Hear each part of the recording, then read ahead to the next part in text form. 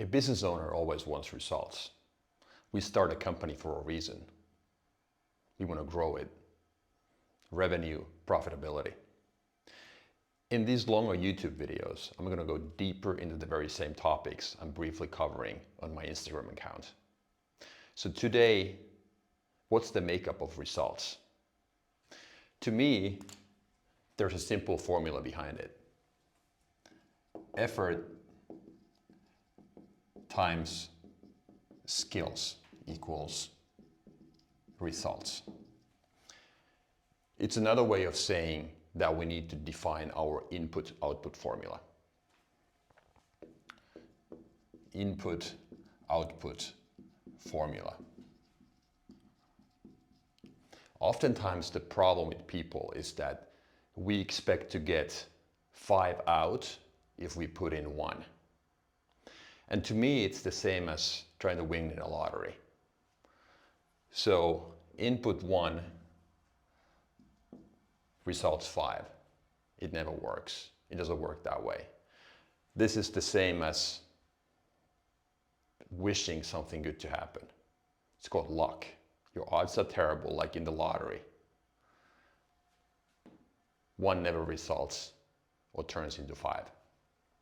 And a good rule of thumb that I learned from somebody else back in the day was that in order to 2x your results, so to double your results, you have to 10x your inputs. So this is how much more work it needs to double your results. So there is no direct correlation. So 2 doesn't become 2. And especially for starting entrepreneurs, when we don't really necessarily have the skills yet, we need to really invest in the inputs. So what are then the next practical steps that I personally use when I define my input-output formula? And how would I advise a starting entrepreneur regarding this? So the step number 1 would be to realistically define my today's input-output formula. Input-output formula.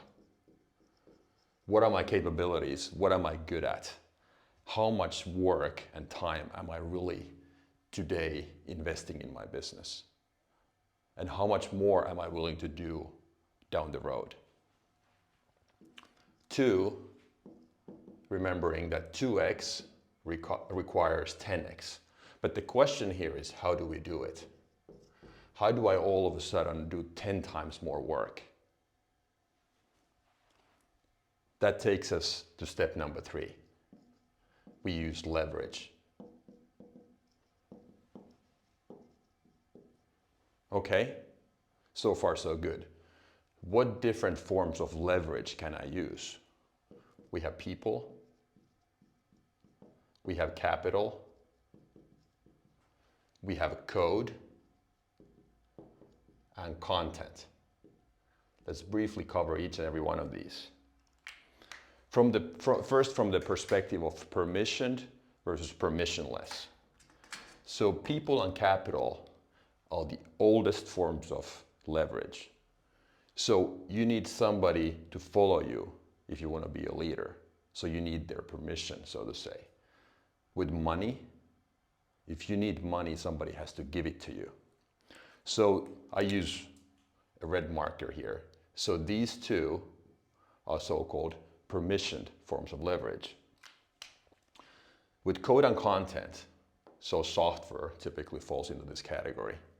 Code and content, what I'm doing right now is content. So you create your personal brand, you're posting videos on YouTube, Instagram, you're recording podcasts, and so forth. Using green color here because these are permissionless. And if you look at the newly rich of today's world, what's common for these people is that they have usually used these 2 new forms of leverage of code and content. Going to step number 4. To unlock leverage, to unlock this leverage, what do we need to do? This is crucial. We give up control. And this is the ironic part and lesson from my personal life. So when I quit corporate, one of the big reasons was that I wanted to own my own future, control my next steps. So a natural, logical step for me was to start my own business. So I wanted to get control. And then here in step number 4, when we are growing the business, we need to give up the very same control that we so badly wanted in the first place. And we need to understand what the consequences are. Like in my personal case, when back in the day in the US, I started my one-person investment company focusing on real estate. I wanted to be a one-man show. So I had to understand that if I don't hire people, grow my headcount, if there's nobody I can delegate the tasks to, it puts a ceiling on my growth. I've always been pretty good at raising money, whether it's private money from private individuals or using bank loans or whatever. So this has been pretty comfortable for me.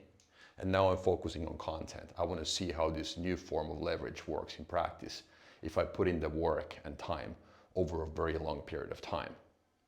So this is a test platform for me, an educational one too at the same time. But control is the key part here. So in order to go to the next level, we need to give up control.